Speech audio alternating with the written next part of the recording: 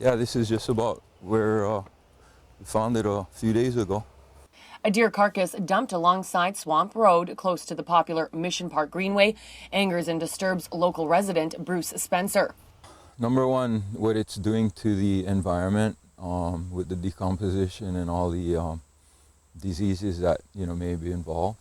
But more than that, I think just the disrespect, the blatant disrespect for nature, and why would somebody do it? It's just bizarre.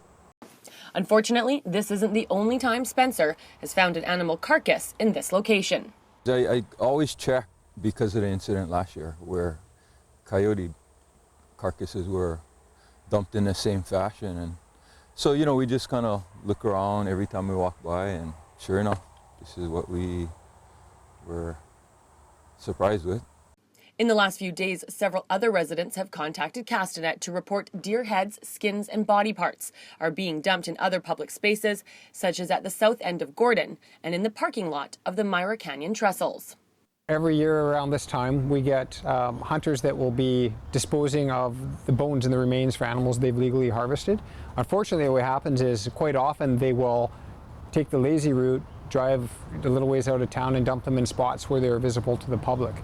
However, according to conservation, this type of dumping isn't illegal or a ticketable offense. Just strictly biodegradable animal parts in small quantities, then it essentially isn't littering. But sometimes they'll also throw their tarps and other litter, with the remains as well, and that's clearly littering. People will report the discovery of animal remains to us where it's clear that they're just dumped butchered remains, and there may not necessarily be a violation associated to that. So it also draws away from our resources to investigate legally harvested animals that have been basically disposed of in an improper manner. If someone was caught disposing of an animal carcass in a regional district park, they could be fined up to $250 under a littering bylaw. While if they were caught on city property, they could be fined under a biomedical waste bylaw, which carries a fine of up to $300. Jen Zielinski in Kelowna for Castanet News.